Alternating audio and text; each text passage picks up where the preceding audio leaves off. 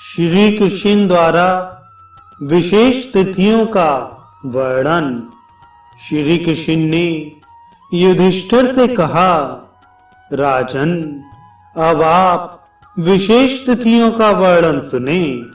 तृतीया को गौरी, चतुर्थी को गणपति, पंचमी को लक्ष्मी अथवा सरस्वती, षष्ठी को स्कंद, सप्तमी को सूर्य, अष्टमी और चतुर्दशी को शिव, नवमी को चंडिका, दशमी को वेद व्यास आदि शांत चित्त ऋषि महर्षि, एकादशी तथा द्वादशी को भगवान विष्णु, त्रयोदशी को कामदेव और पूर्णिमा को सभी देवताओं का अर्चन पूजन करना चाहिए। इस प्रकार देवताओं की निर्दिष्ट तिथियों में ही दमनकोत्सव, दोलोत्सव और रथ यात्रा आदि उत्सव करने चाहिए। इस प्रकार वसंत ऋतु में उत्सव करने वाला व्यक्ति बहुत काल तक स्वर्ग का सुख भोग कर पुनः चक्रवर्ती राजा का पद प्राप्त करता है। भगवान श्री कृष्ण पुनः बोले, राजन, जब भगवान शंकर ने अपने नेत्र की ज्वाला से कामदेव को भस्म कर डाला था, उस समय कामदेव की पत्नियां रति और प्रीति दोनों रो रो कर विलाप करने लगी। इस पर पार्वती जी के हृदय में दया उत्पन्न हो गई और वे शिव जी से प्रार्थना करने लगी, महाराज, आप कृपा कर इस कामदेव को जीवन दान दें और शरीर प्रदान कर दें।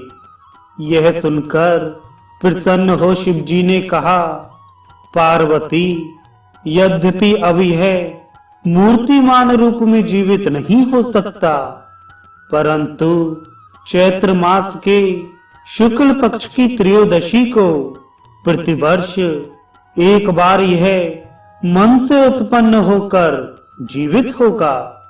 चैत्र मास के शुक्ल पक्ष की त्रयोदशी को जो भी कामदेव का पूजन करेगा वह वर्ष भर सुखी रहेगा। इतना कहकर शिव जी कैलाश पर चले गए।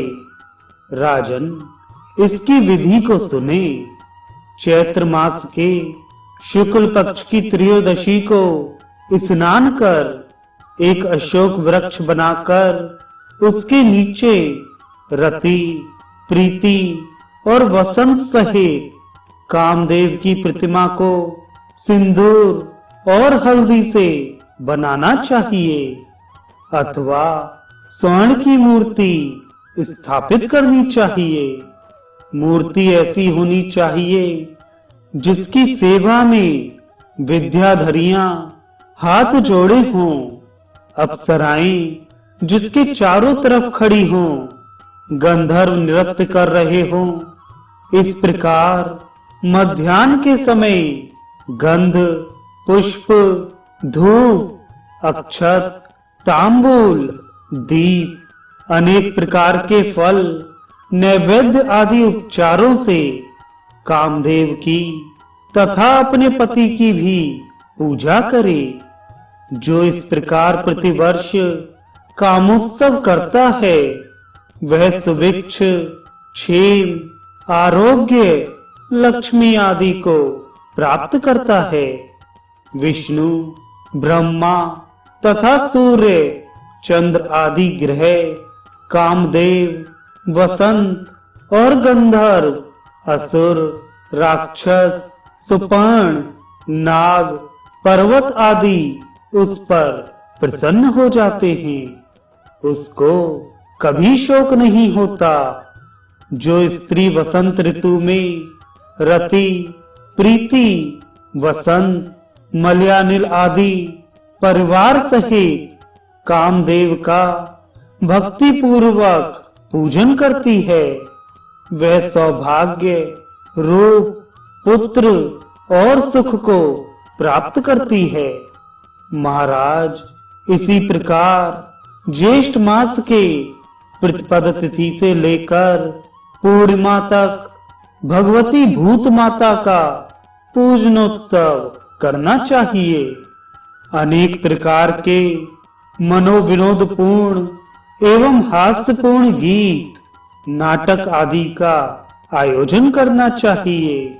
नवमी अथवा एकादशी को दीपक जलाकर अति भक्ति पूर्व भगवती के समीप ले जानी चाहिए।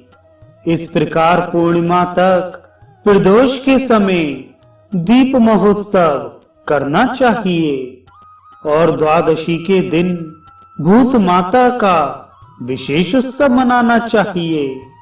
इस प्रकार अनेक प्रकार के उत्सवों से भूत माता का पूजन करने वाले व्यक्ति सपरिवार प्रसन्न रहते हैं और उनके घर में किसी प्रकार का विघ्न उत्पन्न नहीं होता।